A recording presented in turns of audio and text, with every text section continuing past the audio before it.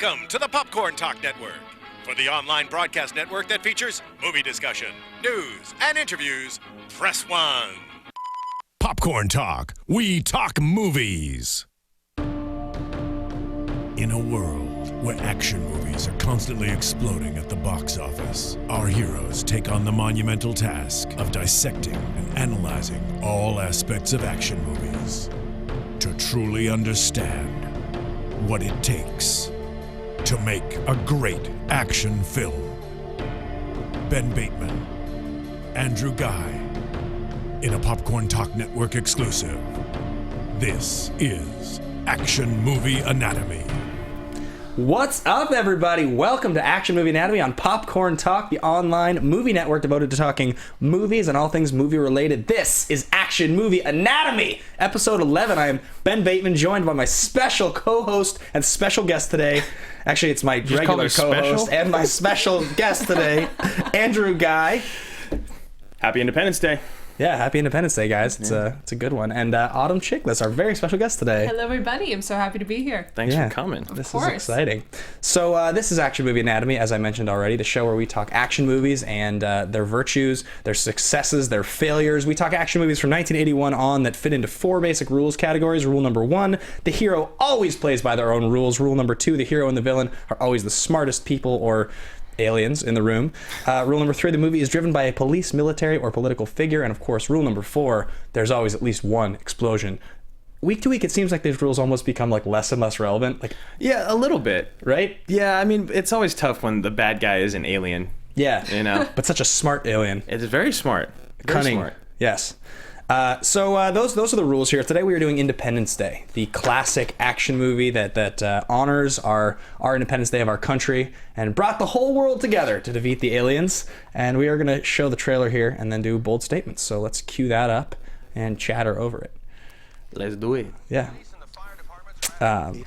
Huge marketing campaign for this movie. Oh, massive. Oh, yeah. This is the movie that created the whole massive summer blockbuster being shown before the Super Bowl. Yeah. Mm-hmm. They spent, in 1995, they spent, what was it, like $1.23 million for the slot during the Super Bowl? Yeah, and they spent $24 million total on just marketing. Just marketing. A marketing campaign that Roger Ebert called brilliant. It was quite brilliant. Yeah, and it's absolutely incredible that they were willing to put that much money behind something that was written in, what was it? A month. 4 weeks. Yeah, 4 weeks. Yeah. Yeah.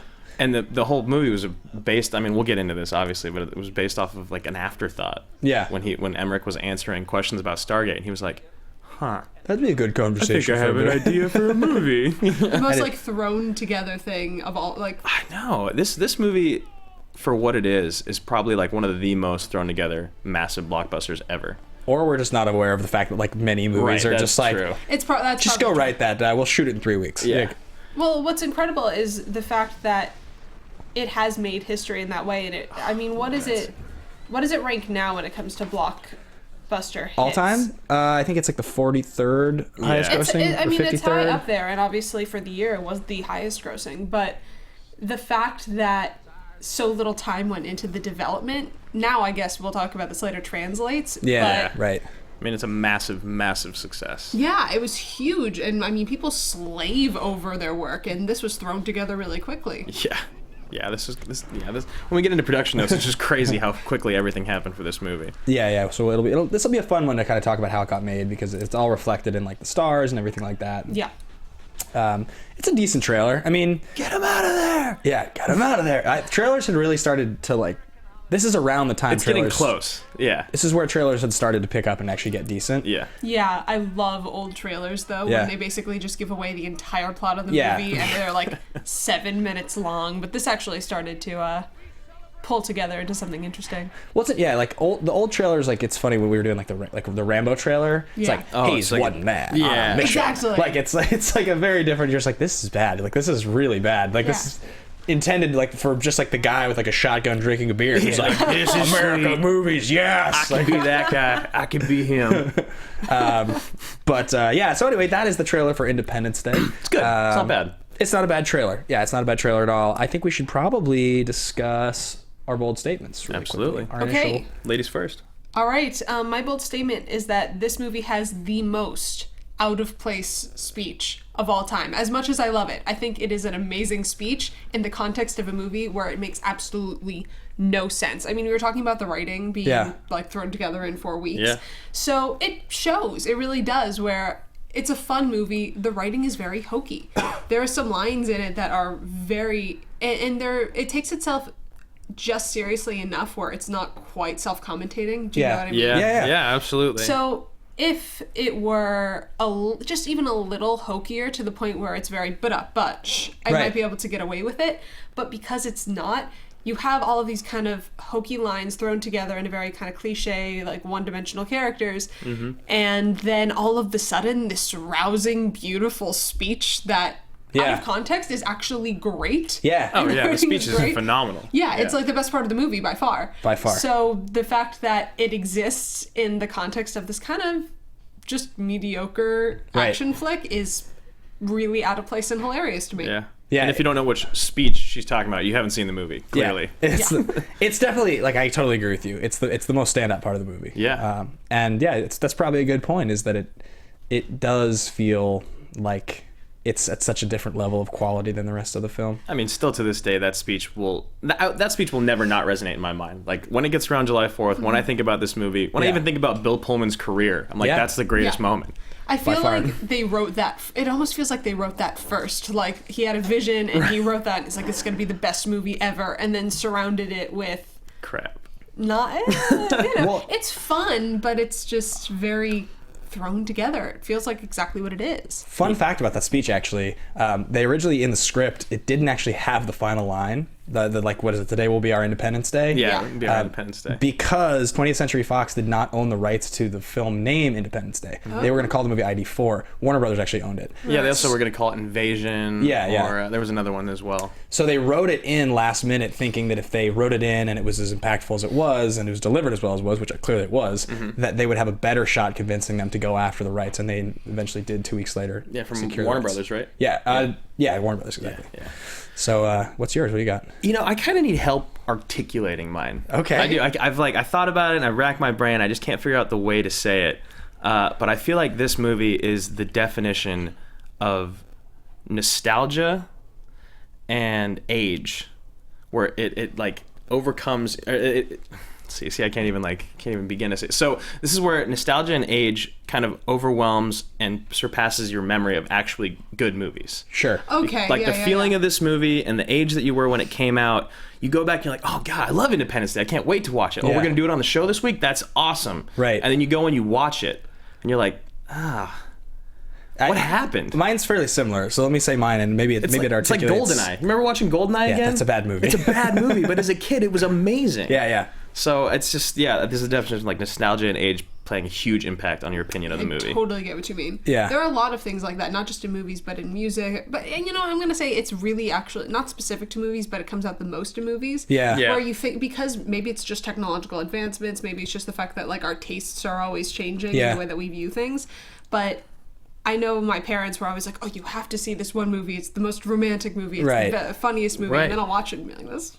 It's kind of terrible. It's like Will Smith, the whole movie. Like as a kid, you're like, Will Smith is the best part of this movie. He's so cool. He's funny. Swag. He's a badass. Yeah, he's got swag, even though we didn't know what that was when we were 10. And then you go and you watch it and you're like, Will Smith sucks. I feel like it's kind of embarrassing. Goldblum and Pullman are like the best parts of this movie. So my bold statement, it piggybacks a little bit on that. What I was going to say is that Independence Day is a decidedly mediocre movie that is propped up, the mythology of the movie is propped up for two major reasons.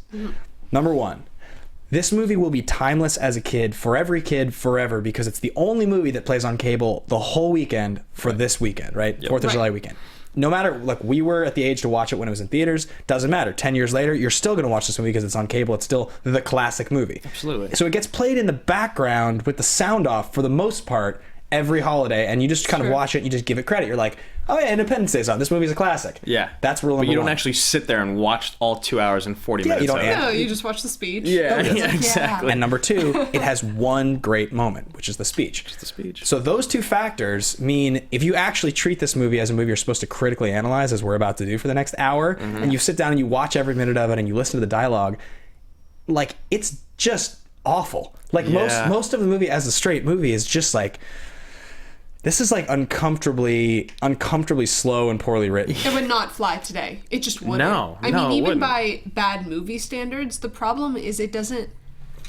For today's audiences, it just wouldn't know what it is. Because it's not quite a comedy, but it's not quite an action film, and it's not quite a psychological thriller. It kind of like dances in this weird triangle of sometimes we're really kind of throwing out one-liners, and sometimes we take ourselves seriously, and sometimes there are big explosions. It's very... Well, it's like what you said with your bold statement, is that this movie teeters on the edge of being like too serious and too much of a comedy, and it doesn't choose its side, and so it suffers greatly for that, especially 20 years later, 19 years later. So it should be noted really quickly. God, I'm getting old. It should be noted really quickly that we went into this week expecting to watch one of the greatest action movies of all time. One of my favorites. Yes. That's I regarded it as one of the greats. Yeah. In my mind. I think everyone does. Yeah, and that's why it was so surprising to sit through it. So to anybody who's watching this episode right now going, you guys are crazy, Independence Day is a great movie, we didn't go into this expecting anything other than that attitude. And like some of the other movies that we've given a lot of credit on this show too, movies like Rambo First Blood Part 2, where we ended up coming out feeling like it was better than we had remembered. Man on Fire. Even Man on Fire, which is a movie that is regarded in most people's memory as like kind of a schlocky cliche. But Man on Fire, from a strict movie making standpoint, acting, writing, is great. It's phenomenal. And this movie is like it doesn't have the same quality. Anyway, Like my opinions of those two movies should have been switched. Yeah. And like now they are switched completely. Like Man on Fire is awesome. It's timeless. I can't wait to watch it again. Independence Day, I don't know when I'll watch this movie again for real. I'll definitely have it on in the background next year. Yeah. I might unmute it for Bill Pullman's speech, but I'm never going to go out of my way to watch this movie again. No, I mean, watching it again, because I've only seen it once before this, and it was when I was very young, and I loved it. Right. which is the point, right? Yeah, exactly. But watching it again, what kind of came to mind was, it's entertaining. It's fun in the very, like, I'm not supposed to think about this too hard sense. Right. Like, I would watch that on the background of me doing something else. Like, if I was talking with my friends and that was on in the background, or we were all chatting, it's great. Yeah. But to sit down and watch it for the length of time that you're supposed to sit down and watch a movie, I had to stop it in places and like go get myself a snack, or like because it just was kind of like clunking along, and I would go, all right, I'm at the end of the second act, I can like take a break and walk around. I couldn't sit through the whole thing. Well, all the moments that I remembered when I was a kid when this movie came out, like I was 8 when this was in theaters, and I recall seeing it. I had the toys. All of the things that I remembered loving, like the moments, were still there, but I watched them and they were completely unimpactful. And what? It makes sense. Well, like The alien scene in the bunker is a great example. Well, see, actually, that's probably one of the only ones that was still a little bit for me. Yeah, a little bit. That's Yeah. what you said, is a little bit impactful. But some of the others, because like the alien scene, think about it. Like as a kid, that was terrifying. Terrifying, yeah. Completely engaging and terrifying. Yeah. And then you watch it as an adult and you're like, oh, okay. Tentacles, voice, Yeah. fog. It's all right. The scenes that, for me, like the little moments that I remembered as a kid thinking were awesome were like when the fighter jets are flying. He's like, I can't breathe, man. I can't breathe. He takes the thing off and he blows up. As a kid, I was like, no. I was like, he lost his best friend. And then like watching it, I was like, or like Welcome to Earth, and like that's what I call a close encounter. That was the one for me. That was, I watched it and I was like, I remember punch. that being so cool. He like punches out punches the alien. the alien that later takes over an entire room, kills like 6 people, and is like 8 feet tall. And like, yeah, He just punches it. There was all these moments, like I remember as a kid, like there's just all these things that resonated with me as a kid. Like this is a weird one, but when Vivica A. Fox is talking to the first lady and she's like hurt, and she looks over and she's like, what do you do? She's like, I'm a dancer. And she's like, ballet? She's like, ballet? And she goes, exotic. And she's like, I'm sorry. And as a kid, I was like, oh, she's a stripper. I was like, oh my God, that's what that means, exotic dancing. And as a kid, I was like, it's just for whatever reason. It like, you pay attention because you're an 8-year-old kid. Boy. Watching it again, yeah, boy. Like, it was just like, that's a PG-13 movie and she's a stripper. So like, I pay attention. As watching it now, you're like, God, times have changed. Like, I don't even know what the scene's doing in the movie. Right, like what is the point of this? Like Vivica A. Fox is a completely irrelevant character to this movie. She doesn't need to be in the movie ever. No, not really. Neither does the kid. No. Like, Who was on Fresh Prince with Will Smith? Neither does the first lady, really. Yeah. They could have all just died in the explosion. Well, the thing about this movie, honestly, when you look at characters, let's talk about characters then really quickly. I mentioned earlier, and this is a product of really thrown together writing, that the characters are very one-dimensional. You don't really get to know a lot of the depth of these people. Except for the most Goldblum. part. Except for Goldblum. I have a positive negatives list that I wrote. I like charts. And one of the positives is Jeff Goldblum. Yeah. Like, that's because I love him personally and I think he's wonderful in this. And he actually has like a storyline, and a plot development, and an arc. But for the most part, when you look at all of these characters, they don't really progress much except like Will Smith gets married. Well, and But- he's not so annoying at the end of the movie. He kind of becomes grounded in his scenes with Goldblum. And I wonder that, and you say that the writing was so thrown together. It was, and I don't think that his writing wasn't thrown together poorly either. I think that, because they say in the notes that like over half of his lines are improvised with him and Hirsch and him and Smith. Yeah. And maybe it's just Jeff Goldblum being a complete badass that makes his character so good in the movie. Yeah, I mean, I love him. I think he's wonderful. And I thought great. he was great in this movie. But when you talk about, you're talking about just like the things that Will Smith was saying and all that stuff, and when you talk about like, oh, these characters were irrelevant, really the reason they're irrelevant, the only reason that other characters are not irrelevant is because they drive the plot forward-ish. Yeah. But pretty much all of them are interchangeable, and that's why I had such a hard time with my recast, which we'll kind of get to later, because it kind of felt like, well, just toss in anyone. Like, none of these characters are so, well, with few exceptions, so iconic or so like fleshed out and legitimate that I felt comfortable going like, oh yeah, this person would be perfect in this part, because like throw a rock almost. Anyone, yeah. It was definitely indicative too of like you get older and you watch movies, because I didn't remember Goldblum as being anything special in this movie when I was a kid. He just was like whatever. Like I hardly even remember that he's basically the star of the movie. Really, like Will Smith. Will Smith has like 5 minutes of screen time almost for the first hour of the movie. It's like 50 minutes in before he's like really in the movie. He doesn't come into like Act 2. 30 minutes in is when he gets introduced.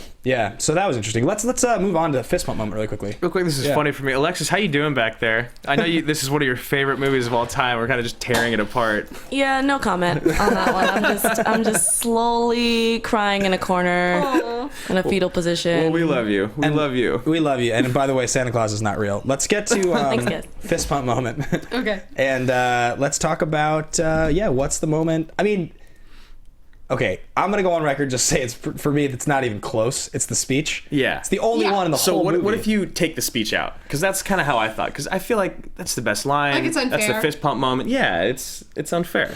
If you take that out, like it's probably just the city just being obliterated in the beginning. The Empire State Building, the White House. The White House. Yeah. And I mean now, we don't think of that as necessarily like a cool technological thing, but at the time, I'm pretty sure that was like a big deal. Oh, absolutely. When the movie was previewed in Mexico, they thought that it was real. Yeah. Just like when War of the Worlds came out and there was the radio broadcast, people thought aliens were on our radio broadcast.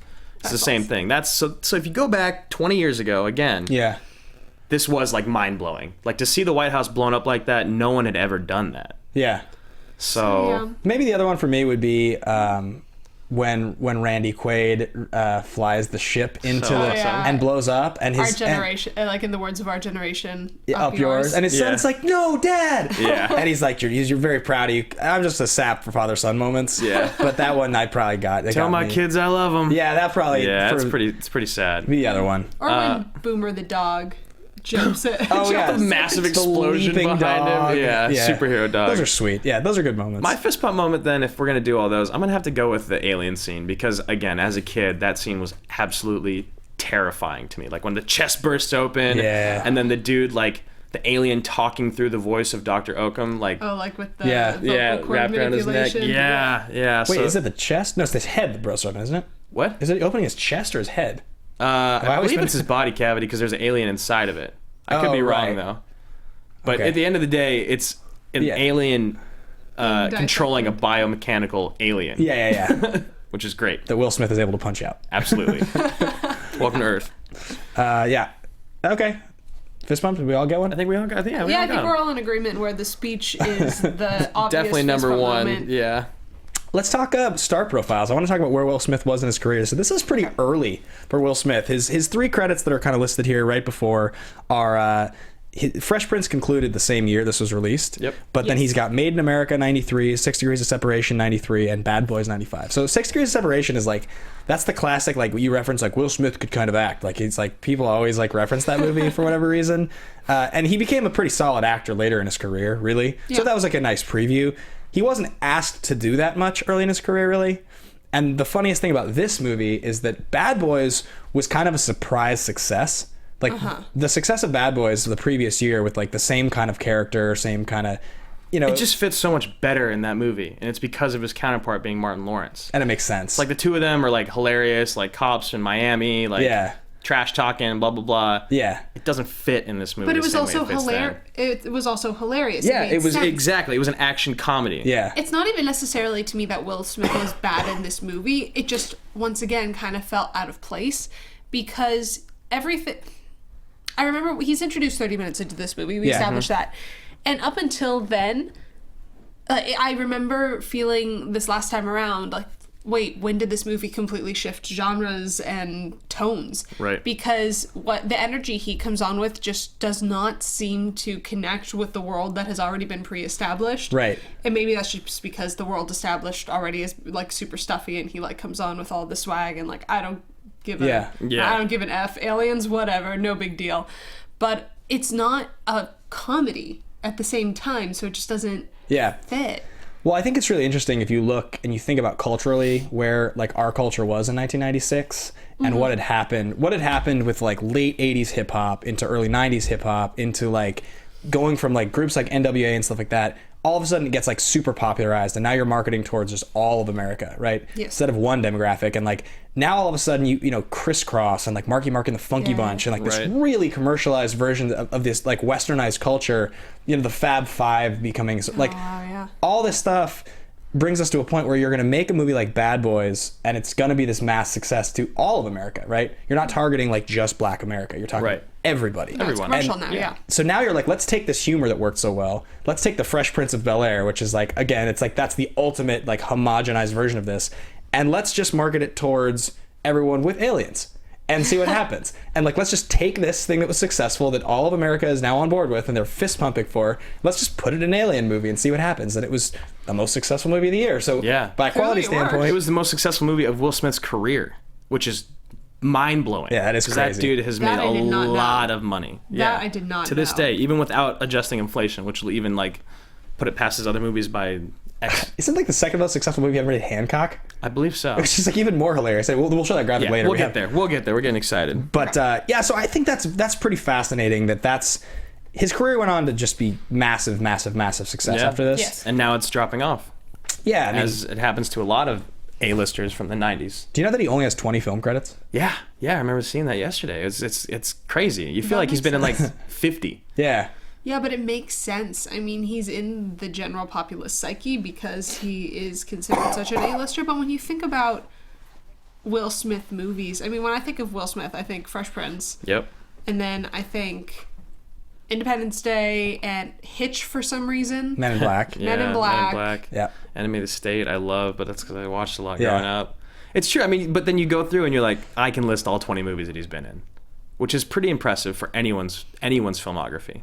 Yeah. I mean, Ben and I became friends when we used to work together by playing this game where we would name an actor and we would go back and forth until we couldn't list a movie that they'd been in. And routinely we would just name every movie that existed from that actor. Yeah. Will Smith definitely being one of them. Will Smith would, yes, exactly. So that does have something to say about his career because there's a lot of guys that you forget about a lot of the movies they were in.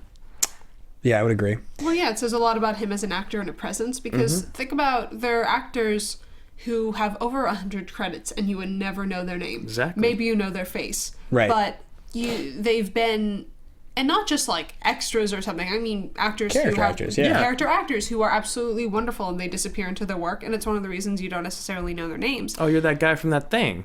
Right. Yeah, and there are a lot of people like that who are in so much and are just like in the back of your subconscious, but you would never recognize them as a person. Sure. Will Smith is in 20 movies, and obviously Fresh Prince, which is, that... It's like a movie of its own. Yeah, exactly. Yeah, but... And whatever else he's been in, he's so iconic to us. So as a presence, he clearly has made his mark. Well, I mean, as we said with this movie being thrown together, like, very clearly, Bad Boys was this runaway success. I think Bad Boys was made for, I want to say, $13 million. Very cheap. And it ended up grossing like 141 or something. Like a huge success by, the gamble standard. So if they're just like, well, okay, this works, so yeah, Will Smith, go ahead, just be the star of this thing, and let's just see what happens. Roland Emmerich, like, let's just do it. So I do think that's pretty fascinating, and as we've complained endlessly already about this movie in the first 26 minutes of the show, we'll just move on to Goldblum. We'll just move on to Goldblum. Oh, Jeff Goldblum. I love him. He's amazing. And he's great in this movie. He's one of the best parts. He is the best part of this movie. Yeah. Yeah, he is. So, like, his credits that we listed, we reached back a little far for Jurassic Park. He has some credits after that, but, like, it's so relevant because it's the other one, kind of. Well, Jurassic Park, I mean, personally, that's one of my favorites. Yeah. It's an excellent film, and I haven't seen Jurassic World yet. I have to, but, like, I'm told, because I'm such a huge fan of the first one in particular, I'm a little nervous that the special effects are going to be great, but then... Yeah, and you'll... Yeah, we talked about it on the show. We have the same sentiments as you, basically. Yeah, I have to watch that one. But for me, when I think of Jeff Goldblum's career, oddly enough, more than this movie, I've always just thought Jurassic Park. Always. Yeah, absolutely. Well, that's definitely the one. You have that. I mean, The Fly would be the other one, but that's a lot older. 9 Months in 95 and Powder in 95 were the two predecessors to this movie. So, weird, like... He is the ultimate everyman. He's not, I mean, not the ultimate everyman, but he is definitely an everyman, and he's not an action guy. So when you put him in a movie like this or Jurassic Park, it's like you're getting the guy that can be in Powder or 9 Months. Mm-hmm. You know, he can his comedy and all that works. He's the perfect nerdy superhero. He's like what Justin Long eventually wanted to try to be, or so many of these guys that have followed him. But do you see this picture? Do you see this picture of him? Yeah, he's got that body. Sex appeal. He does. It's like nerdy sex appeal. What kind of, I mean, which is like my type. Yeah. So, but it's so funny. Like, who dresses a nerd like that? Right. What nerd do you see dressed like that? I mean, I'll take it. But you hear him talk like chaos theory. You know? I know, and I'm just like, oh my god, please, I love it. Stop, Jeff.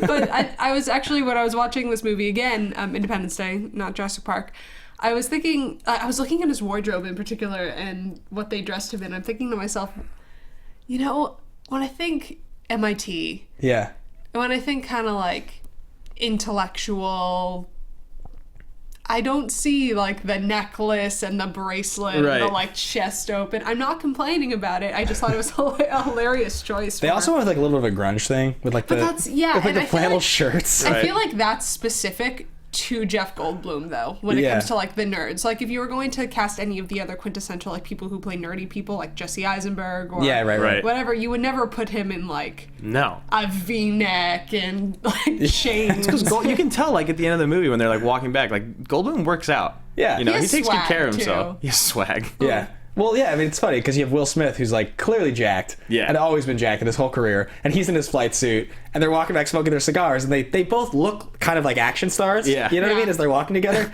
which is like super funny. Yeah. But it's also not integral to his character in the movie, weirdly enough. Like, if you were going to recast this movie, I was thinking about it, I was like, you don't actually have to go with a guy who's like in shape. You could actually just go with like Seth Rogen. You could go with like, I mean, not for the character, but in terms of body type, you could go with kind of anyone you wanted. Sure. It wouldn't really matter. I mean, that's the thing about this movie, again, like she was saying earlier, with the way it's written, anyone can play any part, really. Yeah. Except for Pullman. The thing is, I feel like if you're going to, except for Pullman, be specific to this character, because in my opinion, it's the most fleshed out character in the movie when it comes to development and arc and backstory and all that fun stuff. Yeah.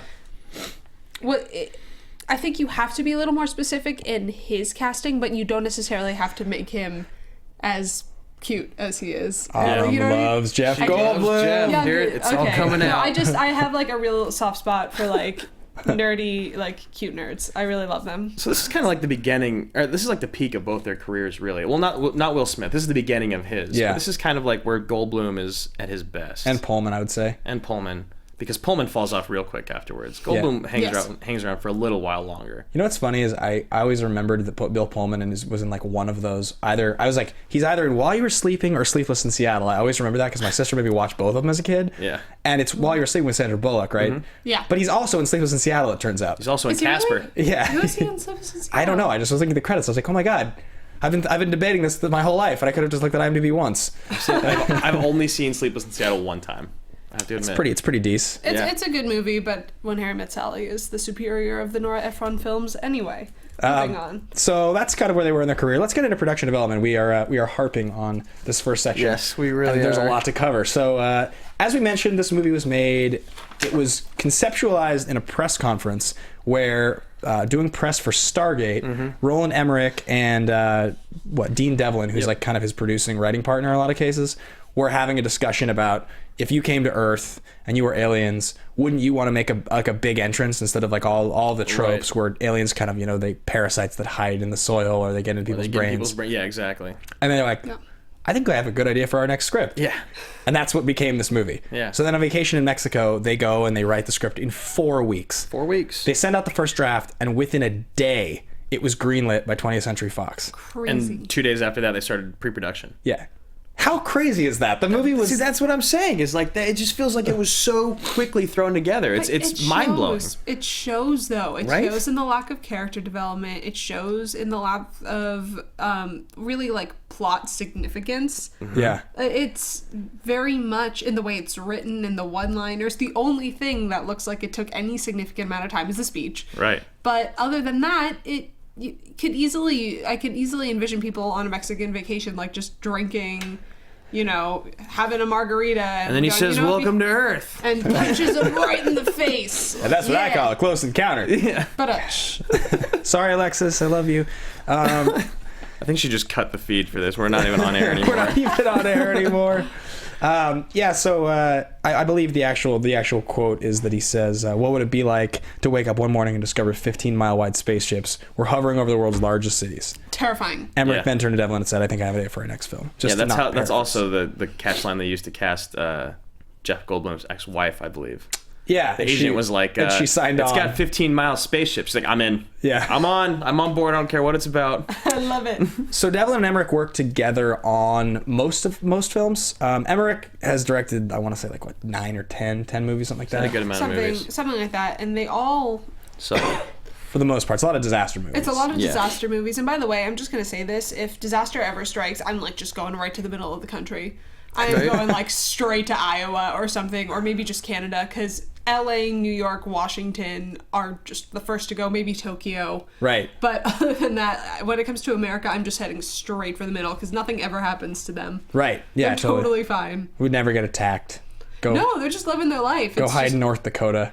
You'll be fine. You'll be totally fine. Yeah. So he's got 21 credits, and it's weird that most of them are... As a director? Yeah. Really? Yeah. That many? Yeah. Wow. Yeah. And most of them are disaster movies, but then you have movies like Universal Soldier and The Patriot. Interesting. And Stargate. Yeah, I'm thinking of Godzilla and... Right. 2012, Day After Tomorrow. Yeah, those are the big 10,000 BC. I did not realize he had so many credits. Yeah. That's crazy. So the production team that worked on this movie, it's a production company called Centropolis Entertainment that he launched in 1985. Mostly the same producers that work alongside that company have worked on almost all of his movies. Yeah. Now Dean Devlin's worked on about half of them with him, and then some of the other guys in Centropolis, they're just sort of mixed throughout. But the producers on this movie basically, for the most part, show up in all the rest of his movies. Mm-hmm. So he's one of those guys that keeps kind of a loyal team. Yeah, little troop. Absolutely. Now, here's some interesting stuff about Emmerich. So he's German, right? He's a screenwriter and producer. Yes. He's a strong proponent for the LGBT community. He's openly gay. Yeah. Which, both of those are those are very counterculture to the giant box office, sort of straight up I guess the Michael Bay that you would sort of expect. Right. I would not. You look at Michael Bay and you're like, oh, you're a frat boy. Well, he's also known for equal rights and global warming activist. Yeah, I was about to say crazy. Something I read about him, and it's kind of awesome actually that he breaks that what would be a trope up until now, where all the boundaries we're starting to realize that people aren't necessarily just caricatures of themselves. Yeah, totally. But I read actually that when he was criticized for kind of overusing the destroying Los Angeles, New York, city kind of thing, which he does do a lot. He loves destroying massive cities. Yeah, he loves destroying massive cities, and that's one of his biggest criticisms, is that he just relies too heavily on that. And apparently his kind of, not defense, but the reason he does it, according to him, is to draw attention to global warming. Yeah. And the lack of preparedness by the U.S. government and I guess various other governments. I don't know. I'm paraphrasing, but something about the lack of preparedness regarding national disasters.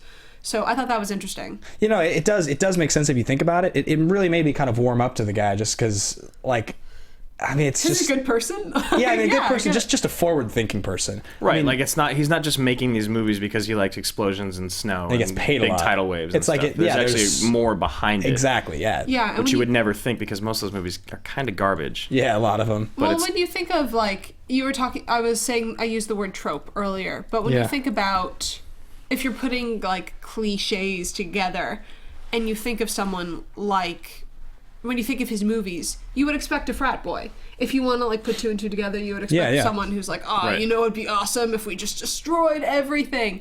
And then actually did it, and in a lot of ways it's really, really cool. But the fact that his reasonings behind it are much more subtle and a lot more Noble. noble.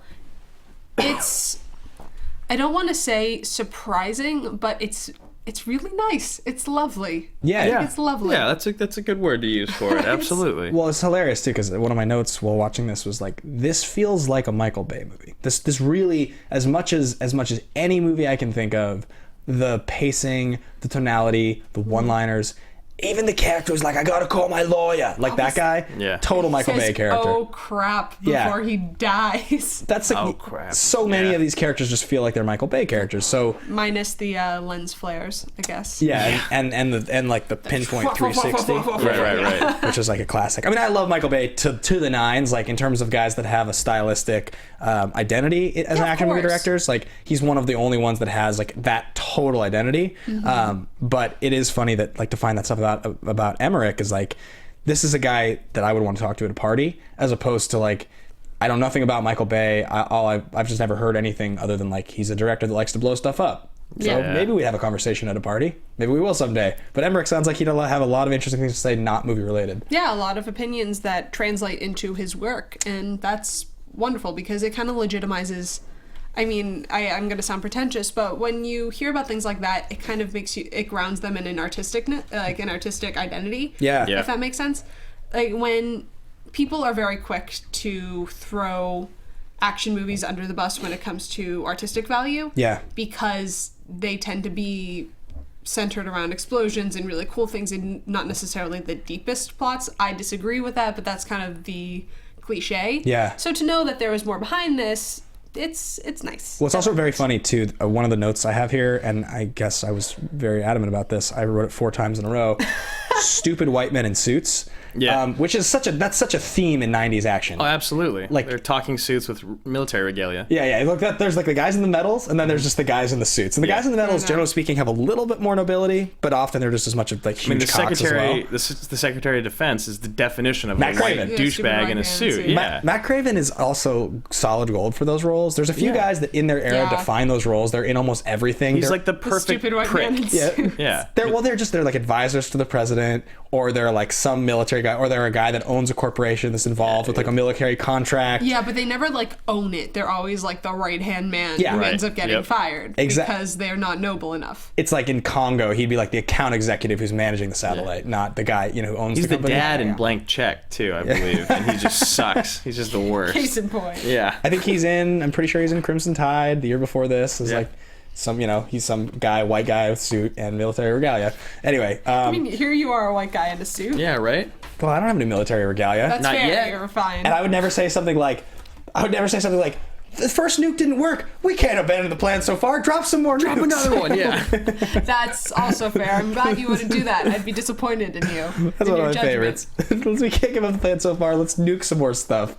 This next section is really interesting. Oh, box office. Yeah, and critical reception.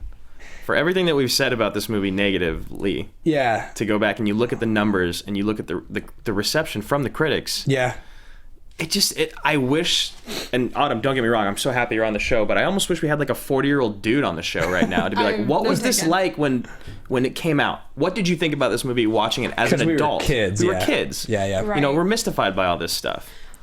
Well, I mean, okay, so let's go over some numbers really quickly. Yeah.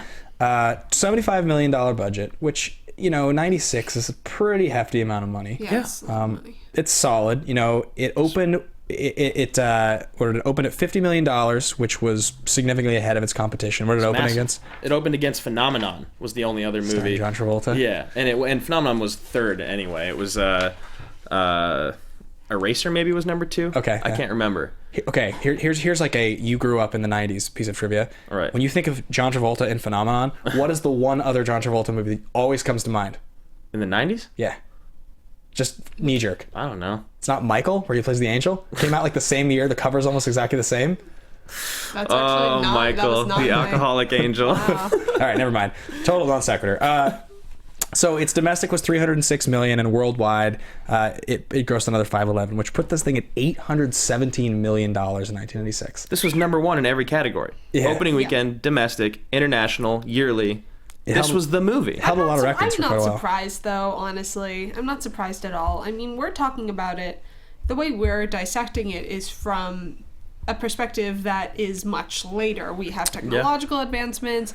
We have, like I said, tastes change, and our kind of, I guess, what we expect from movies has shifted significantly, but this was like pretty state of the art, I guess, for its time when it comes to special effects. And sort of wasn't okay. Well, yes and no. Drew, wasn't there like something we pulled? Is it in here about what Ebert was saying about his complaints about the special effects and they felt rushed and jarring? Well, yeah, they felt rushed and jarring, and Siskel and Ebert both were like, there was movies that came out 17 years before this that had better effects. Right. Terminator 2 had better effects. Star Wars had better effects. Indiana Jones had better effects. That's really true. And you know what? When you watch, and I said this before the show actually, when you watch Star Wars and you watch Indiana Jones, yeah, you can obviously like see the man behind the mask when it comes to the effects. They don't hold up. But every time I watch Star Wars, I watch it with the biggest smile on my face. And it's always just as good as it was before. Absolutely. Where it didn't hold up. So you know what? All 3 of them have better effects in this movie. Yeah, it is really fascinating, and like, so we'll get to ultimate action scene in just a minute, which is going to be obviously the city being destroyed, which is interesting, and there's like definitely a pretty good amount of stuff to share with that. But in terms of critical, like, we pulled a couple little bits of review here. I have a guy here that's on our live chat that was like, well, I'm almost a 40-year-old dude. I thought this guy Roland Emmerich just liked blowing things up. Yeah. So maybe it's about the same. Yeah, it's about the same. I mean, every critical review I saw, all of the positive ones, none of them were like, this is an amazing feature. Right. It was always like the 10-year-old boy in me was like jumping up and down, or like it was fun entertainment that you didn't think too hard about. And if that's the case, and there is a place for those kinds of movies, and I happen to love those kinds of movies once in a while. And if that is what this was at the time of its opening, it makes total sense that it was such a huge, massive blockbuster success. This movie still succeeds today. It's called Transformers, by the way. It makes a ton of money. Right. But some of the critical things that we found here were, so David Anson from Newsweek, his review, if I were a 10-year-old boy, I probably think this was the coolest movie going. That's like, which is exactly what I was 8. Yeah. And it was the coolest movie. Then you have another one. You have somebody's name I didn't copy down here, apparently from Hollywood.com. Spending a scant 4 weeks on script versus 13 months on physical production, as happened here, does have its drawbacks. Another review, I can't remember exactly who wrote it, that I read, basically notes that it's 1/4 really, really well-paced alien invasion movie. I saw this. And 3/4 unwatchable adventure film. Yeah. Which, like, that's the best review for me. Because, you know, we always joke about Cruise and Cage, Tom Cruise and Nick Cage on the show, like, what would happen if they were in the movie? I was like, well, Tom Cruise was in this movie. It was called War of the Worlds, and it came out 10 years later. Right. And the whole best part of War of the Worlds is the first 40 minutes where, like, the aliens are showing up, and it's weird, and, like, you know what I mean? It's like destruction. And then all the weird drama stuff with him beating up Tim Robbins and all that stuff. The movie kind of just goes off a cliff in a lot of ways. But the best part of that movie is the first quarter, and it's the same with this movie. The setup before all the action starts, for the most part, I think is the best part of this movie, and the speech. Really? You like the setup? I think the setup's better. Where there's no action. It's just people talking and Goldblum running around and Smith running around. Yeah, I think before Will Smith. So the first 30 minutes. Yeah, like he's only in, like, he doesn't get really annoying until he starts, like, yelling at the alien body. Right. Well, what's really interesting The first 50, I'd say. Well, the first quarter, you know, we're defining it as before Will Smith enters the picture. Right. Feels like one movie. Yeah. Yes. And then it totally shifts to be this other movie. I don't know which necessarily I like more. I just know that it's jarring when you establish a world and then it's broken, not necessarily for dramatic effect, but just because It's it's not consistent. It's like whenever Will Smith is alone on camera. Yeah. When it's him, it feels like a completely different movie. Yes. It feels like a joke. But then, like I said, at the end of the movie, when he's with Goldblum, through the last 30 minutes of the movie, it's actually good. Yeah, it's totally. much better. He's believable. He's grounded. The last segment, speech on. Yeah. It's like the first 30, and then the speech on is all good. Yeah, I'd give you that. I saw a quote that said, I wish I could credit someone on this, but this is one of the prime guilty pleasures of our time, and I think that's another good way to sum it up, where I don't think anyone came to this movie expecting to be changed from an emotional perspective. Right. I think they just wanted to see things blown up and be like, whoa, that was cool. And for the time, I'm sure that was exactly what it was. I mean, that's what we got from it. Yeah. I would just hope that attitude is not the common high horse attitude that most movie people have towards action movies, which is that all action movies are guilty pleasures. And, right, because that's not true at all. Yeah, because a lot of people have that best action attitude. movies are grounded in reality and they're incredibly believable. Absolutely. I agree with that entirely. And I think that, I said this before the show, a lot of people make the mistake of considering action films kind of like lowbrow entertainment. Yeah. And they're the things that you go to when you don't necessarily want to pay attention and you don't want to necessarily think. And that's a mediocre action movie. Yeah. Right. And there's a place for that as well, but great action movies are the ones that are grounded in reality, and if you took away all of the crazy special effects and such, they would still be compelling, and you would still care about them. Certainly. Yeah. So, really quickly before we get into the ultimate action scene, sorry, I keep coughing, guys. Can't seem to get the tickle out of my throat. Dying. We need a new host. There was a 1-900 number that was set up for people to call in when this movie's in theaters to record their own audio review of the film, and they use that audio for television ads, which is just part of that whole brilliant marketing campaign. That's really cool. They spent all this money, and there just was a lot of hype surrounding this movie, and the hype was dead on, and I mean so much so that a lot of elements from this movie get stolen over the next few years. Armageddon is 2 years later. Yeah. And Armageddon has another sweet speech that happens in the middle of the movie that's kind of just pulled from the speech in a lot of ways. Right. You know? Pearl Harbor, I mean, that's a real speech, obviously, but it's set up and framed in the exact same way. Right. Another Michael Bay movie, 2 years later. Harbor. Yeah, I mean, it's interesting. This movie was so massive and everyone was dying to see it so much that the composer hadn't figured out the score still, a month out. Yeah. And he was he holed himself up in a room for months to try to write this script without,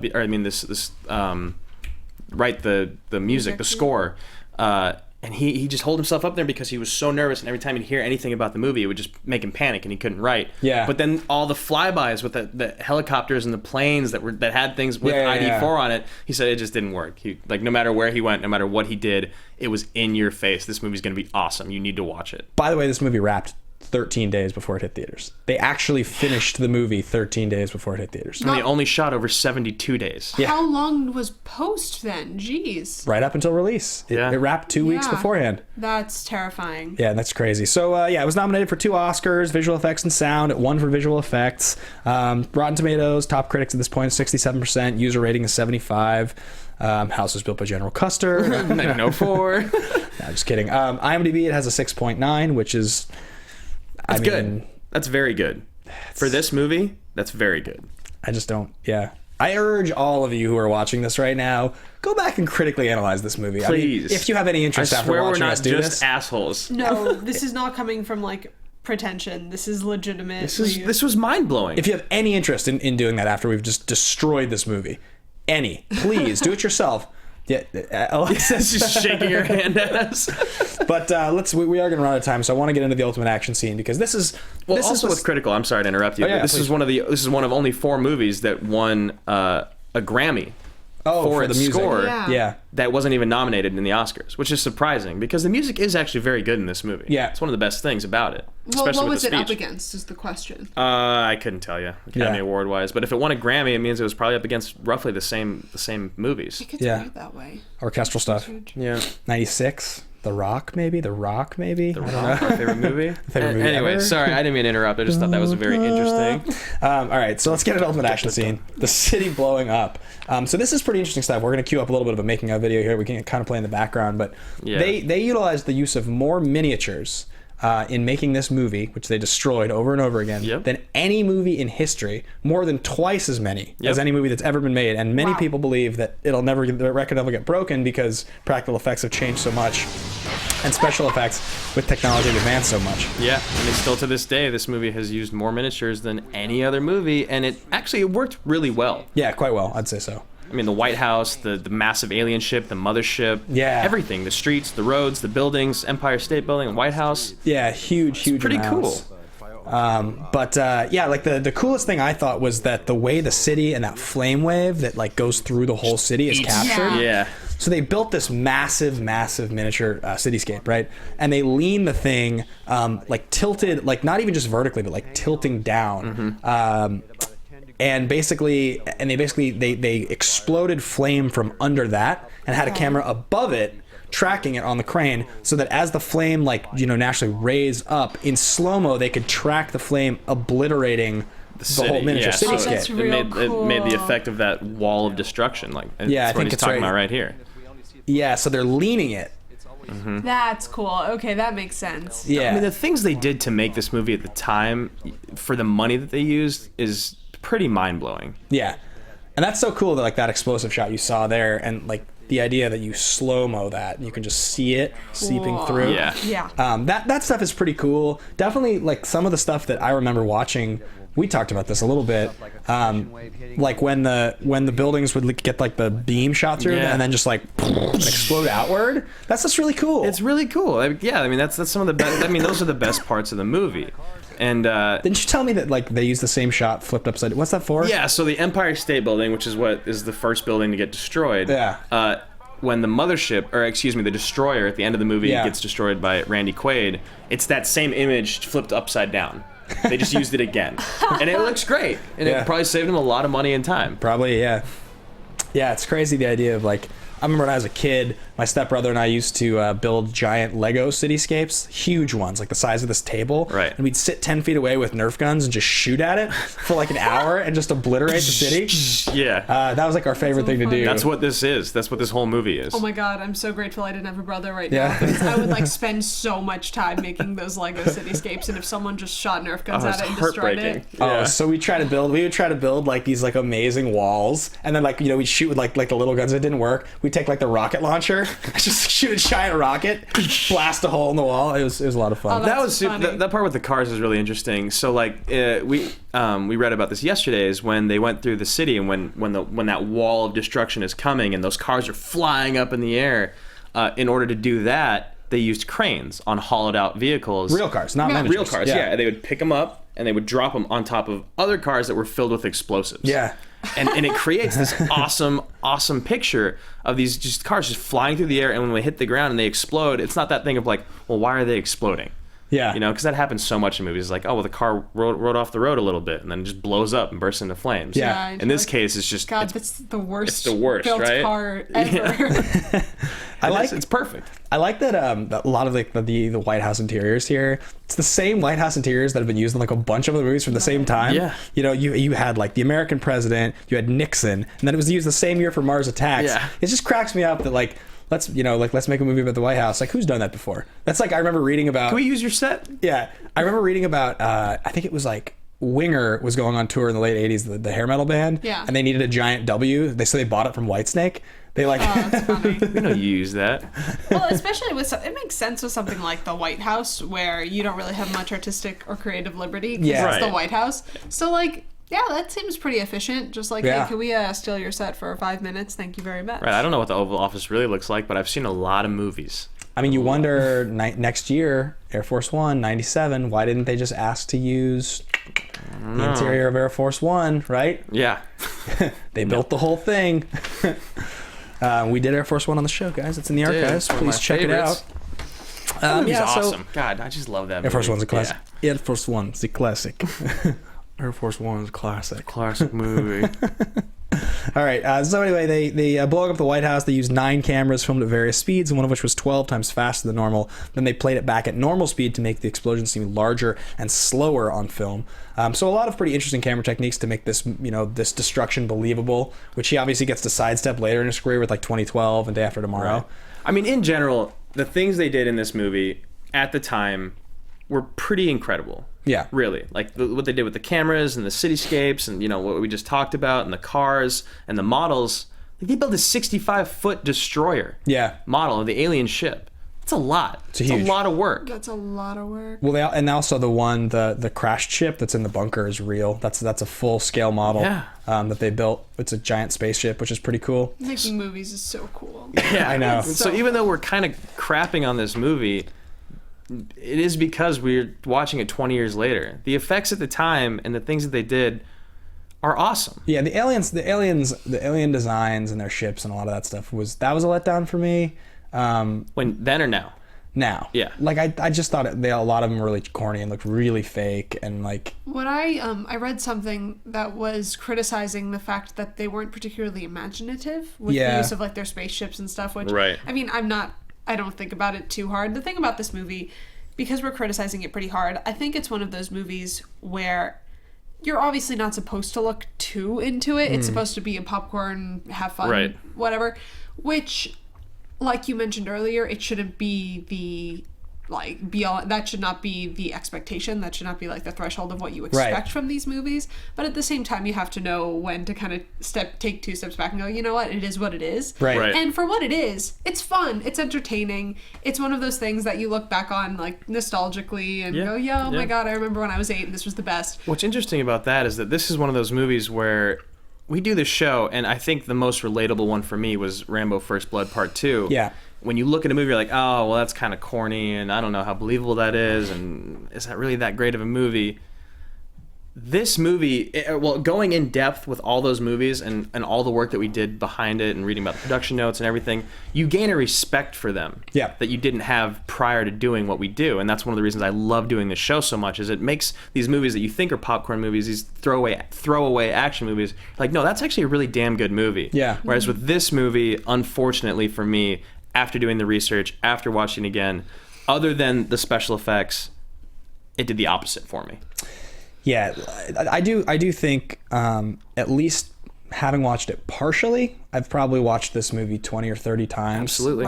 Easily. Because it's on TV so often. Mm-hmm. That's fair. It's a cable movie. I mean, in partials. In terms of watching the whole thing with the sound, like, just in one sitting, I've probably seen it 3-4 times, theaters, and then just over the years here and there. I watched it a lot as a kid. Yeah. I've probably seen this movie over 10 times fully. Okay, yeah, so most of the times I've seen it in recent memory, it's always on cable, the sound's off, I watch half of it, we're paying attention to it, it's on at work or something like that. Right. But yeah, I can't imagine myself wanting to sit down, like, I start dating a girl and like, let's watch a movie. Do you want to watch Independence Day? Like, I don't see that happening. Don't do that. I don't see that happening. I wouldn't. It'd be Boogie Nights instead, probably. Oh, great. That's a great movie to go on a first date.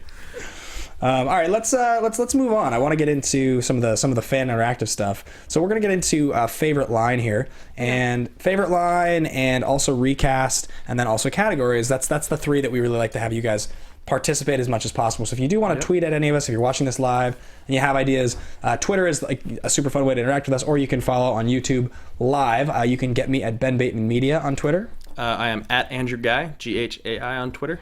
And you can find me on Twitter or Instagram at Autumn Chiklis. So AUTUMNCHIKLIS. So if you're watching this live, feel free to comment. And if you are watching this recorded, you can tweet or leave comments. We will always respond. We read everything and often are impressed by the things you guys leave more than our own ideas, because we are in this, bunker of criticism that sometimes can be sidestepped by true fans, not critics.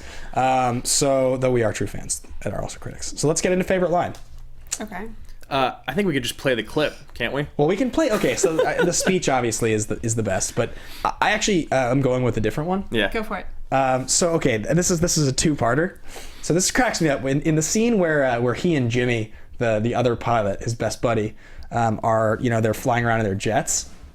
I love that he looks so random. They've already been being chased for like a minute or two. Right. Clearly, there's like 2 aliens like right on their ass. He looks over and he's like, "We got 2 on our 6, Jimmy." he's like, "Of course there's 2 on our 6. Yeah. Where else would they be?" Yeah, like, because there's 2 behind us. Thank you. But as a kid, you're like, "There's 2 on our 6 o'clock." You're like, they're talking in military terms, like Air Force. This is really cool. But like at the time, you're just like, dude, why would you even? Right. Like, clearly. Where else are they? They're directly behind us. They've been chasing you for miles. Yeah. Yeah. So I thought that was funny. The beauty of that, though, is that later, when Goldblum and Will Smith are in their spaceship, Goldblum goes, they're chasing us. Will Smith goes, really, you think? Yeah. Yeah. Or it's one of them says that to the other, but it just cracked me up that it's like literally my reaction to the first one is like the same shit later in the movie. Yeah, absolutely. I get that. It's just that's poor writing. So, This is just beautiful. but yeah, I mean, it's the best lines in the movie are just this whole speech. Today is the 4th of July. And Pullman does it so well. Once again, So It's fantastic. Yeah. freedom. And the music, oh god, the music's so good. Persecution. Out of context, you would never know What what movie? the rest of this movie was like. Right, absolutely. We're fighting for our right to live. You would think this was like Saving Private Ryan Yeah. type like. Bill Pullman for president. The 4th of July will no longer be known as an American holiday, but as the day when the Just world such declared in one conviction. voice, we will not go quietly into the night. We will not. Such a fist bump moment. So good. Fight. We're going to live on. We're going to survive. And then this is the you're waiting for it, right? We Yeah, the it's like the hardest salute ever. Could you imagine what that speech would be like if they didn't have that at the end? Hold on, where is he? Where is he? There he is. Boom. That's the hardest salute I've ever given, sir. Yes. That's Yeah, great. that's by far. Yeah. If you just watch that clip, you would think that this was a rousing, I will watch emotional movie. any movie that clip is in. It's- To be totally fair to how good that speech is, on a very harsh scale of 1 to 10, which is like the Rotten Tomatoes scale essentially, which is Right. go by percentage points, this movie without that speech is like a 40, and with it becomes like a 60. oh, absolutely. It raises the movie like 20%. Oh Not even a yeah, question. it's huge. If we're going without the speech, though, because it seems not fair. It's cheating. It yeah, is. it is cheating. Do you have one without the speech? I do. It was at the beginning of the movie, and it's right after the city first gets hit, and it's when Goldblum's ex-wife is talking to the president. She's like, "What do we do?" And then he goes, "We got to address the nation. There's a lot of frightened people out there." And she's like, "Yeah, I'm one of them." Yeah. I don't know why. It's just like I loved it. It reminded me Yeah. of being a kid, and just like it did kind of grab me for a minute. Yeah. Yeah. I like that line. My two lines are actually hokey because they just made me go, okay. Oh God, I hope they bring back Elvis. Yeah. Is definitely up there because that's one of the few times I legitimately laughed out loud and was like, you know what, that's funny. Yeah, That's really silly. absolutely. And this one is not actually one of my favorite lines, like from a writer's standpoint. This is just has a special place in my heart, being from Los Angeles. Are you guys both from Los Angeles? I'm from Seattle. I'm from Oregon. Okay, well then this won't have as much of a significance to you, but when we first meet Will Smith and he thinks that there's an earthquake and she goes, "It's not even a 4-pointer, go back to sleep." Yeah. That Yep. has a special place in my heart because I have said basically that. Right. One of my close friends was staying in from Boston and it was like a tiny tremor. She's like, "Oh my God, what was that?" Like, it's not even. Yeah, don't even. That's like go back that's to like sleep. a 2-pointer. Just please don't even worry about it. Totally. Yeah, I feel the same way. One thing, like just before I just completely skip it, only because I was noticing this during the movie and I thought it was really interesting. When Goldblum realizes that the way to beat the aliens is to upload a computer virus, Yeah. it made me laugh because like it's 1996 and when was like hacking and computer viruses more prominent than like the late 90s, early 2000s? That's True. Yeah. And like the big reinvention of the Macintosh brand, the Apple brand, Yeah. was 1998 with like He uses an apple in the movie. yeah, the PowerBook. Yeah. But they hadn't done like the big colorful MacBooks yet. Yep. And Yeah. and Macs are like they're known very well at this point for never having viruses, and they have been for a long time now. Mm-hmm. That's like kind of what you get with a Mac versus a PC. PCs were like cheaper, faster back in the day, but they weren't as secure. Yeah. So it's funny to me that like to beat the aliens, we upload a computer virus, and like Right. the big Apple revolution was like just a couple years later, where like computer viruses within 4 or 5 years became like kind of an afterthought. Oh, yeah, Well, and now almost like irrelevant at this Yeah. point. I never think about computer Yeah. viruses. I mean, when they're used now, you look at movies like Furious 7, and you look at movies like MI4. Yeah. You have to go through this whole process of like breaking into something and hacking into the mainframe and like pulling out all these huge motherboards and like Yeah. putting in a piece. It's much more complicated now. Yeah. The whole just like virus Yeah. doesn't really work anymore. I love movies like this where it's supposed to be like, this is the height of our technology. And Yeah, it's yeah, like, exactly. it's a cell phone like this big. he's like she always lists her personal number on the database for emergencies. Right. David, you can. He's like you He's can like, let me pull just up take any the number? satellite, put it on top of the car. I can triangulate the signal. Like Yeah, I'm like, hold on, let me just take a video of this and upload it to everyone in the world in like 2 seconds. The other like signs of the times that were cracking me up are like Will Smith lazily and like tiredly walking down his driveway to pick up the newspaper. Even in the trailer, it starts like any other day. Right. You walk and get the newspaper. It's like, no. Since when? I don't actually. Yeah. I'm not even going to look at it on my computer or my iPad. I'll probably just look at it on my phone for a quick second. I'll just scroll through my Facebook and get updated with everything that's like awful. current. I'll have Siri just read it to me while I like make my coffee. Exactly. Yeah. It's just like, oh, why is, such and such country trending on Twitter? Let's find out. Right. Yeah, Yep. exactly. It's so crazy. You're going to say while you do your makeup. Yeah. I don't know. I did. I just don't know why that's... I don't wear you makeup. don't wear It's makeup. funny you would say that. He's wearing makeup, guys. Jeez. Okay. I'm embarrassed. Let's move on. No, I'm just kidding. So, hero and villain rank all time. We all got our lines. Who's the out, hero? Right? We got our lines out, right? Yeah, we did. Who's the hero? Is it Goldblum or is it Smith? Either way, Or is it Quaid? Aliens don't rank for me. at all. No, they're not even... They're not even cool aliens. They're not. They're not cool Hero. aliens. Will Smith definitely doesn't rank. No. No one ranks. I don't think any of them rank. Goldblum's so sweet, though. He's really sweet in He's the movie. cool. Maybe top 100. Yeah, like maybe. But that's, But that's just like a throwaway answer to like He's put a not. number He's on not it. even an action hero. He's not. Yeah, he's a everyman. he's a disaster movie everyman. So yeah, I mean, he's a hero. He's an action hero in Jurassic Park, kind of. with that shirt he is. Yeah, he is. I mean, I'm in the category. I'm just gonna skip it unless you guys want to. No, I don't think. I mean, honestly, again, and you know what? That could be. Like, I made this point with Rambo: First Blood Part 2. Yeah. With a villain, Yeah. you need to have a great villain to have a very good action movie. You need to have a great hero to have a great action movie You do, too. exactly. This doesn't have either. No. Except for Jeff Goldblum. Hey, Randy Quaid. So let's get into recasting. Okay. This was fun. This is a fun I was one. happy with our recast. I really I'm like glad my we recast. we have 5 people this week. So we went with Will Smith, Jeff Goldblum, Bill Pullman, Randy Quaid, because he's awesome. Even though we could have gone with Vivica A. There's no women here. She just kind of doesn't feel necessary. And then Brent Spiner, who plays the creepy scientist, Dr. Oken. I mean, even though most of these characters are kind of one-dimensional, and this isn't anything about, this isn't a feminist mark. This is just the women in this movie are almost less than one-dimensional. By the way, speaking as a woman, there's no it's a waste reason. of time to recast. Literally, you could, if you cast pretty much any legitimate like celebrity now in this in this movie, just the fact that they are celebrities and what they bring from a outside movie perspective, like what their reputation upholds, would make them more interesting choices than the characters in these movies. Yeah, With all due respect to the ladies in this film, they just were not written. They weren't written well. Neither were the guys, really. No, For the most not part. at all. But they were just focused on much more. And they're at least a little more memorable. Each of the ones that we chose, at least. Yeah. So let's start with, who wants to start? I'm gonna save mine. No, we're gonna go. We should just go one by one, like we always do. Okay, sure. We'll start with Will Smith. Well, but mine's so context heavy. All right. No, that's fine. That's Get fine. over yourself. Okay. We'll start with Will Smith. Okay. You both had the same one. We do. We found that out. Michael B. Jordan. Very good. He's gonna be in Creed. I can't wait. You guys see the trailer yet? No, I haven't seen it yet. Oh, it looks very good. He's in the new jacked. Fantastic He looks- movie. He's yoked. He's in The Wire. He's good. He's believable, and honestly, he Friday wouldn't Night be Lights. so annoying. Fruitvale Station. Yeah. Love that guy. Like, I feel like, I mean, again, it was the writing, and the writing that Will Smith had would not come into a movie now. Yeah. But I think Yes. he'd be much more believable and much more enjoyable. I almost went with Michael B. Jordan, and then I decided to take my casting choice in a full 180. Yeah. And I decided that instead of going with like just replacing it with like guys that could sort of pull off those characters, if this movie was to be made today to be successful, I think you would make it as like an action comedy a la like Pineapple Express. Yeah.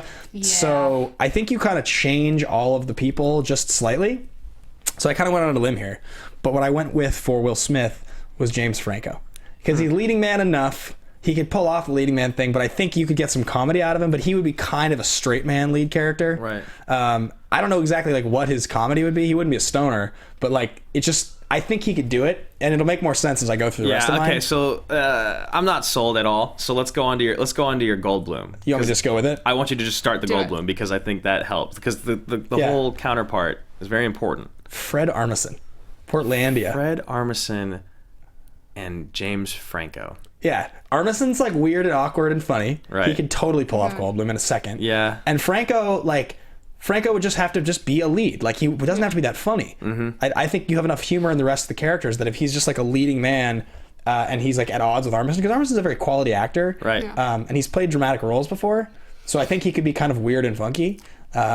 Again, I'm not sold, man. I'm not sold on this. What I'm totally with you on Yeah. is the idea that if they were going to remake this movie today legitimately, they'd have to come at it from a comedic angle and Yeah. make it kind of make that final push towards we don't take ourselves seriously, like let's just have fun and have a blast. But you guys here. don't like my recast yet. Well, what if they did I don't remake know this movie about completely James seriously? Franco. Well, let's keep going. Let's keep going, because I named mine. What's your Goldblum? Colin Firth. Colin Firth. Colin Firth. I can see that. I feel like He could do it. he could definitely do Could it. absolutely do I think it. he's a little old at this point, isn't he? That's my thought. Is he's a little. Did you just see The Kingsman? The dude can still ball. He can still listen. I love Colin Firth. He's wonderful. I had a hard time with the recasting because, and this is my first time on the show, so I wasn't sure how it worked. So I kind of went for the all right, if we're gonna go with the types, like saying. So it's like usually what we do, yeah. Yeah, like if you're gonna go for types, which is how I got okay, Michael B. Jordan would make sense in the kind of young Will Smith type thing. For Jeff Goldblum, I was thinking, okay, who is kind of like the person that you go to for kind of nerdy, very intellectual, cerebral, but also can be a bit of an asshole, Right. but ultimately has a heart. So my initial thought was Jesse Eisenberg. Right. Yeah. Which made sense.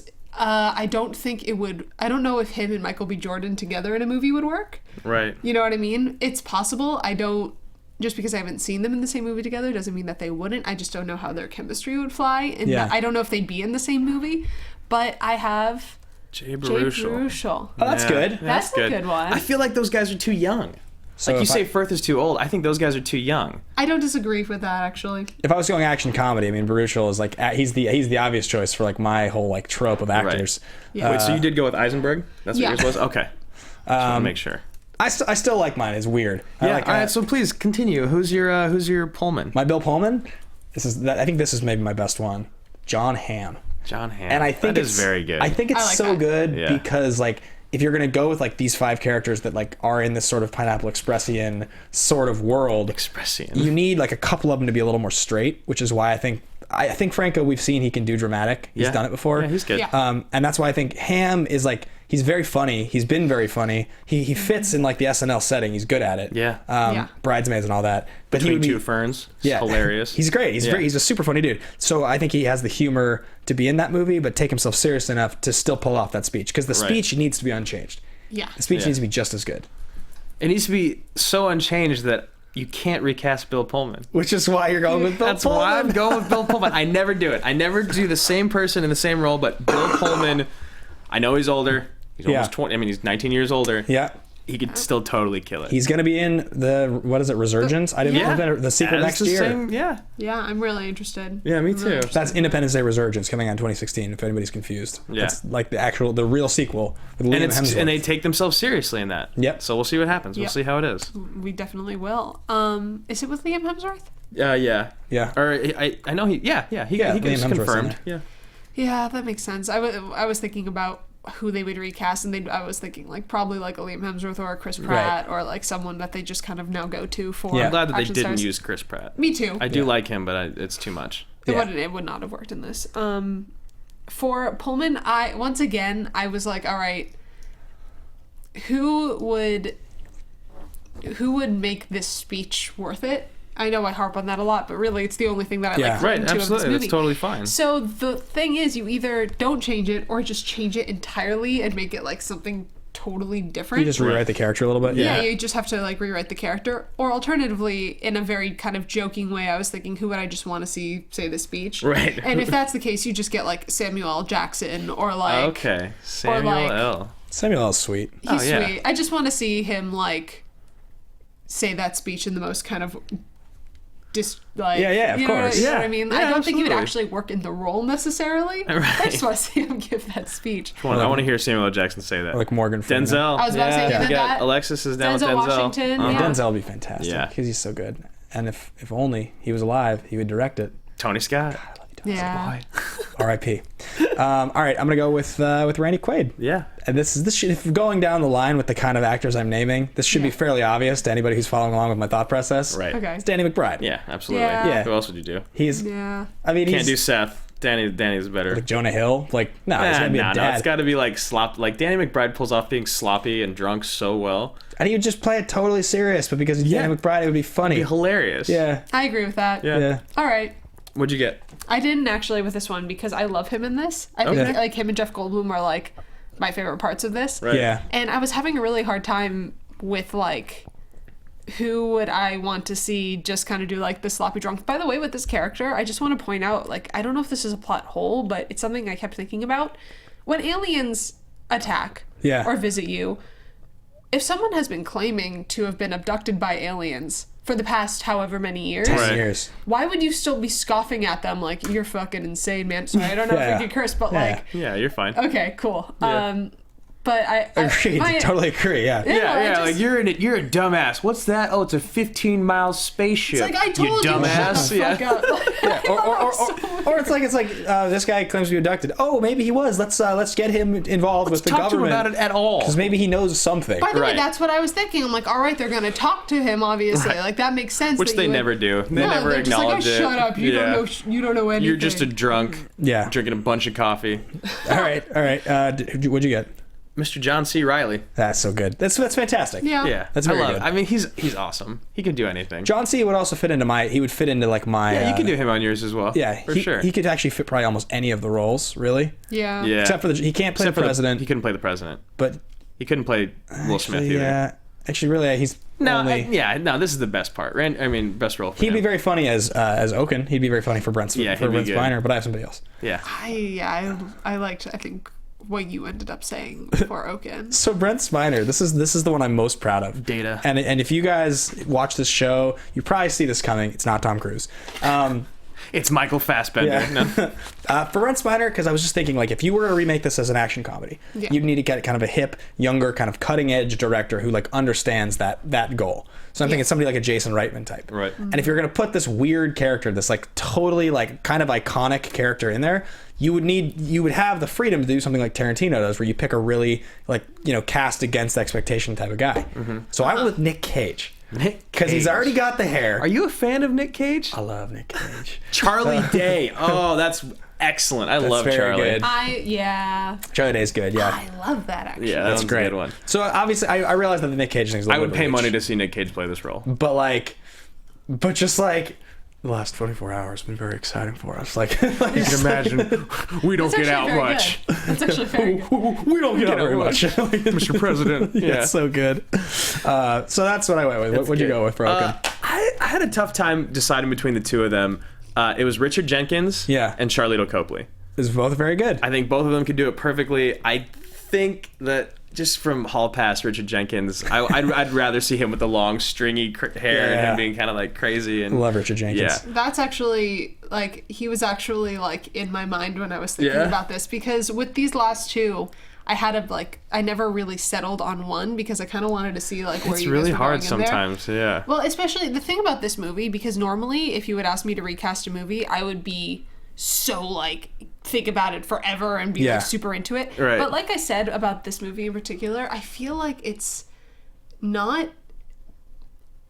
doesn't take that much to just kind of like throw substitutes in there. Right. Yeah. Not necessarily because even the performances were... It's the writing. It's just the writing. Where it's so two-dimensional. You can plug and play anybody. Yeah, exactly. So it was kind of curious. I feel like the best way to go about this is to kind of do what you did, which is revamp it and like kind of twist it and throw it on its side and make it something else.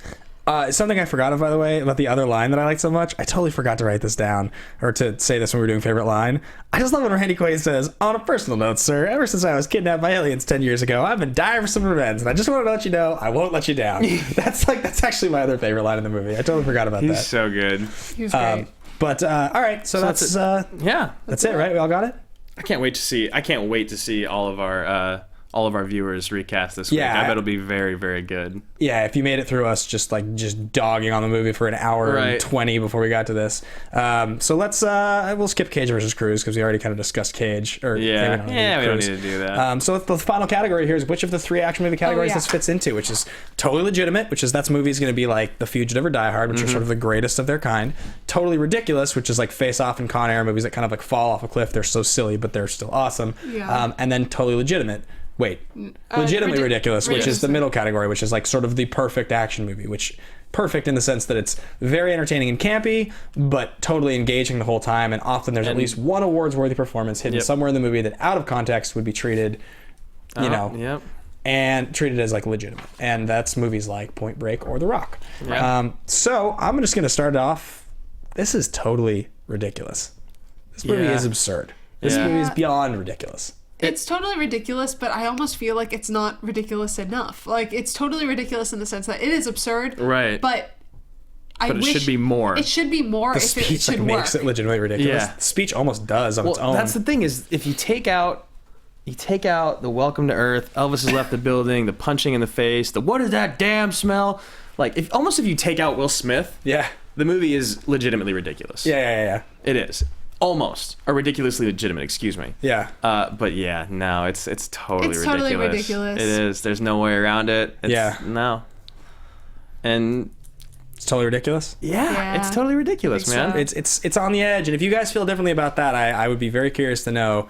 I want to read your arguments. I can't wait. This should be a heated one because we had some pretty strong opinions about it, but that does it on our show for now. Yeah. I mean, Wraps us again, up. like, you got to go back and watch it again before you just fire off, because our opinions of this movie were astronomically different 26 hours ago. Yeah. Seriously, this is 100%. Like, I went into it expecting to watch one of the.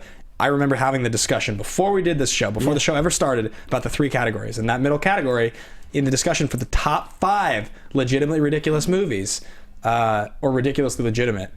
The top 5 in that category, this was like number 5 for me. This was a top it was way 5 up movie. there. Yeah. And so it was a surprising experience. We were going to do Die Hard this week, and we were like, oh wait, it's July 4th. We have to do Independence Day. And I was like, Right. yes, Of course, yeah. this is gonna be awesome. So Yeah. please watch it again and comment. But I do want to thank all of you guys for tuning in again for our 11th episode, for staying loyal and enjoying these wonderful shows that we do. We have a great time, and it obviously makes it more fun for us when you guys chime in. So you can find me at Ben Bateman Media on Twitter and Instagram if you want to hit me up and let me know anything about the show or what have you. Andrew, where can people find you? Again, at Andrew Ghai. And the same with me, at Autumn Chiklis. So thanks for stopping by, guys. We will see you next week. Adios. From producers Maria Menounos, Kevin Undergaro, Phil Svitek, and the entire Popcorn Talk Network, we would like to thank you for tuning in. For questions or comments, be sure to visit popcorntalk.com. I'm Sir Richard Wentworth, and this has been a presentation of the Popcorn Talk Network. The views expressed herein are those of the hosts only and do not necessarily reflect the views of the Popcorn Talk Network or its owners or principals.